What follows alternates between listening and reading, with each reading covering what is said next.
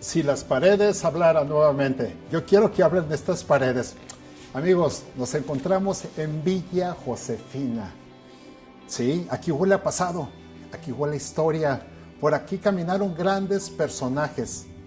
Los personajes que hicieron de esta hermosa laguna las grandes villas de Chapala. Tony, nuevamente, gracias. Gracias, Rogelio. Gracias. Parece que pasaron días, pero traigo la misma ropa.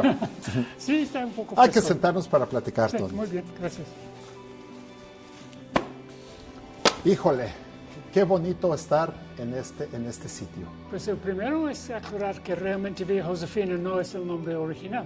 ¿A poco tenía otro nombre? Sí, el nombre original es Casa Albion. Casa Albion. Albion por el nexo con Inglaterra, porque fue construido por Séptimo Scroll, el famoso constructor del original Vía Monte Carlo, etc. Y esta fue su segunda casa en Chapala. Oye, a ver, Tony, ¿por qué si Séptimo, todo el mundo hablamos de la gran casa con los mejores jardines de la ribera del lago, sí. si construyó la casa de sus sueños con su agua termal, ¿por qué dejó una gran casa, una enorme casa para venirse a algo más pequeño? Bueno, esta sigue siendo una casa muy grande, sí, pero sí. ¿por qué hizo ese cambio? Buena pregunta y no lo puedo contestar con certeza. Sin embargo, si adentramos un poco a la historia de Séptimo Scroll, nació en Noruega, de padre inglés. Navegante. Y no tanto, pero su padre era cónsul de Gran Bretaña en Noruega. Cónsul británico. Y entonces Séptimo Scroll también trabajó en la embajada, en Oslo, como se llama. Ajá. Y él sí fue aficionado de los yates y ese tipo de navegación por mar y por Mediterráneo, etc. Y tuvo un yate grande, Séptimos. ¿También se trajo un yate aquí? Y sí, pero vamos allá en un momento. Bien, Primero, bien. allá por 1883 o 4, dejó su familia, dejó su esposa, dejó su hijo de unos 5 años y se fue. Y llegó en México, trabajando por una compañía minera, como uno de los ejecutivos de esta compañía. Y su familia, su propia familia, no sabía por años qué pasó con Séptimo. Se lo tragó al mar. Hasta que su hijo nunca supo que todavía estuvo vivo. Híjole. Su mamá le dijo, no, pues murió su papá, ya. Ok. Entonces siguió toda su vida en esa creencia.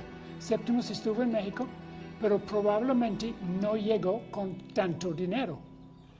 Entonces posiblemente ese de Vía Monte Carlo fue una inversión por su parte y siempre tenía la intención de tratar de venderlo precisamente para sacar la lana para construir una casa más modesta para él y luego seguir viviendo en México.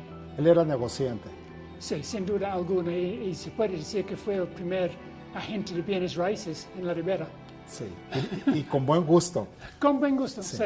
Y llegó entonces en México, yo pienso como 1884 o 5, aunque no se puede comprobar, pero seguramente estuvo aquí antes de 1890. Y entonces primero construyó el Vía Monte Carlo, no sabemos la fecha exacta, como digo, pero lo vendió en 1896 a una familia con muchísimo dinero, hacendados de San Luis Potosí. Pero esa es otra historia. Sí, pero luego entonces de vender la casa, tuve que construir una nueva casa. Ajá. Entonces esta casa del Casa Albion, como él se llamó, fue construido más o menos 1896, 7, por ahí. Es increíble que ha pasado tanto tiempo y se conserva, Sí. como en sí, aquellos tiempos, Sí. con gran fuerza, con esta vista al lago increíble. Sí, hay tarjetas postales con imágenes de esta vía desde más o menos de esa época, como de 1900, 1902, que muestra claramente el lugar para yate aquí atrás, porque esa fue la ventaja para el Séptimos de cambiar de residencia, porque en Villa Monte Carlo su casa estaba un poco lejos del lago. Ok.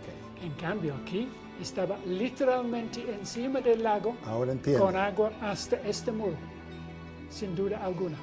Para y su yate bien puesto allá, listo para llevar. ¿De dónde se trajo el yate? De Alemania. Lo mandó a construir porque Chapala, como saben, no es muy profundo. Las aguas no son tan profundas. Entonces, él diseñó una especie de yate especializado para maniobrar precisamente en aguas que no son tan profundas. Y eso que no tenía mucho dinero. Oye, No, pues obviamente tenía algo. ¿Cómo era él? Porque sé que tiene algunas excentricidades. ¿Cómo platica? Sin duda alguna excéntrico, por decirlo lo menos, ¿no? Tanto en su estilo de vida, me imagino, como en cómo vivió ya llegando aquí. Sus fiestas notorias porque a la hora de despedirse, ya de un momento para el otro, un timbrazo o algo, y ya toda la gente supo, ya hay que salir. Sacaba su campanita. Sí, su campanita y ya. Es verdad que él vestía muy elegante, pero que se ponía su zarape. Sí, como cuando estaba fresco aquí en el jardín. Usaba zarape. Usaba zarape y así encima de su traje formal, porque era medio formal. El Septimus normalmente en vestir, por ser hombre de negocios y hombre de pretensiones altas ingleses, es que ya sabes. Y con su tecito a las 4 de la tarde y todos los manios de ser inglés. Los personajes que han pasado por este lugar. Pasan los años y se dice que llegó otro personaje de talla a nivel nacional, un señor dedicado a la industria cervecera. Sí, lo que pasa es que Crowe vendió Casa Albion a Joseph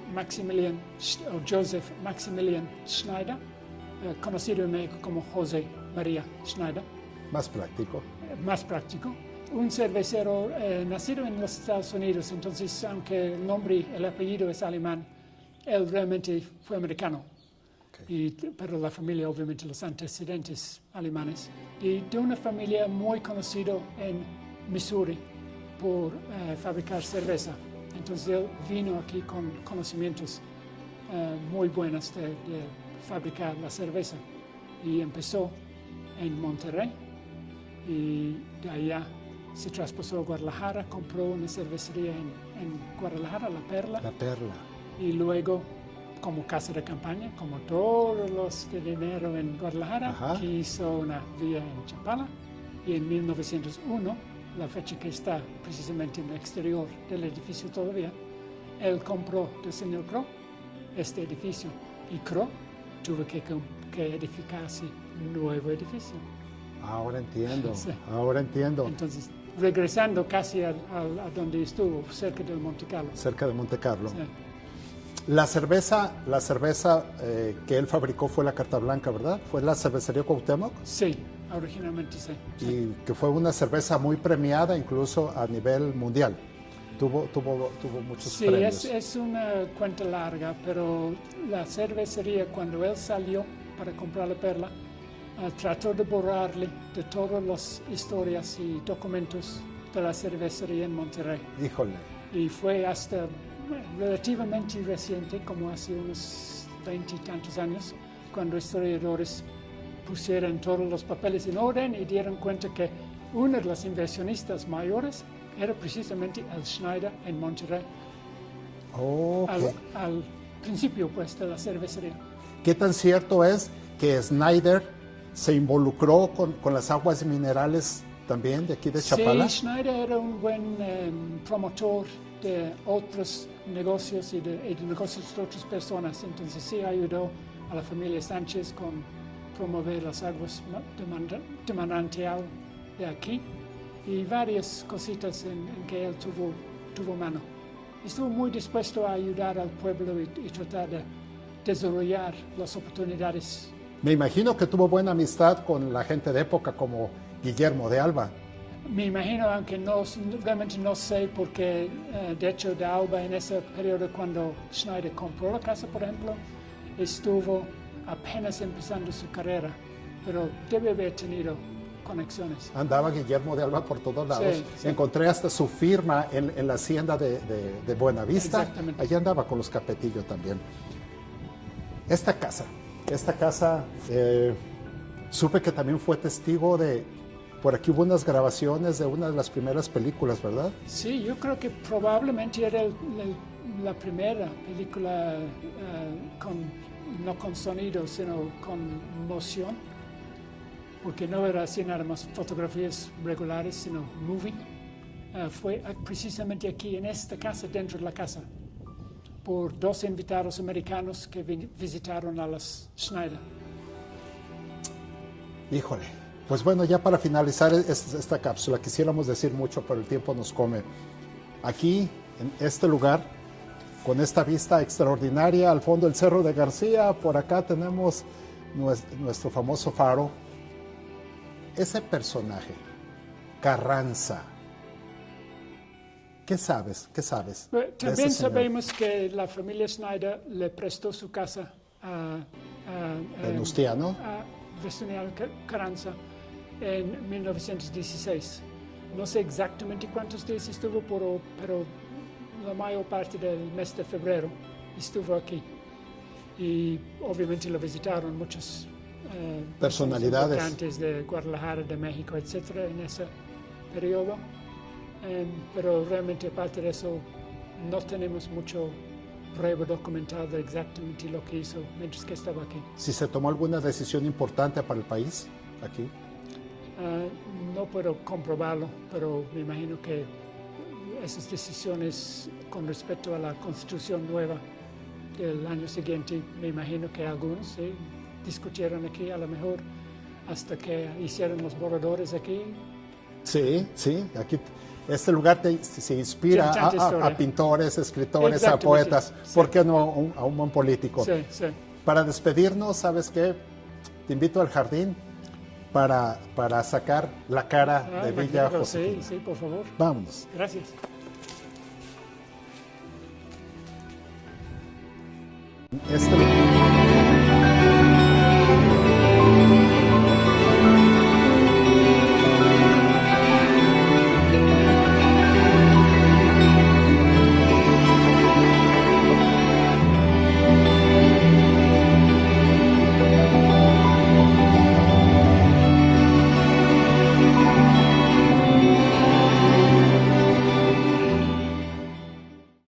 Una casa con verdadera historia. Así es. Y que todos lo podemos disfrutar cuando vamos navegando por aquí, por nuestra ribera, en alguna de las embarcaciones que salen de aquí de Chapala. Tony, ¿te gustaría agregar algo más? ¿Todo fue felicidad aquí? ¿Todo fue armonía con los vecinos? No siempre. No, platícame algo. En 1897, ya con la casa apenas terminada, el Séptimo Scroll quería sacar una roca enorme que estuvo más o menos donde está el fotógrafo. Ajá. Y porque para limpiar su jardín y su entrada, pues esa roca disturba. Entonces pidió esta dinamita y se explotó toda la roca con piezas por todas partes. Y algunas piezas, según el cónsul inglés, dueño del Vía Tlalocan, llegaron hasta su techo. Leonel Carden. Sí, Leonel Carden. Aunque esas 3 o 4 casas, llegó esas rocas y hicieron daño a su techo. Entonces escribió a la presidencia diciendo, no, eso está muy mal y yo echo la culpa al señor Crow porque él estaba haciendo los trabajos. Y Crow, muy animado, y dijo, no, yo tengo testigos que no llegó nada fuera de 2 metros. Tengo testigos como Eduardo Collignon y otras personas conocidos. Y estoy dispuesto a cubrir cualquier gasto que puede comprobar. Claro. Pero no creo. Entonces, obviamente, no, aunque eran amigos los 2 ingleses, a la vez, bueno, pues cuando ven propiedad y daños y techos, pues no tanto. Estos ingleses, ¿tú tienes sangre inglesa? No, nada inglés. Señores, esta es La Voz de la Ribera y Si las paredes hablaran. Agradecimientos a la familia actual por permitirnos entrar a la intimidad de su hogar. Saludos a todos y vivamos nuestra historia. Hasta luego. Hasta luego.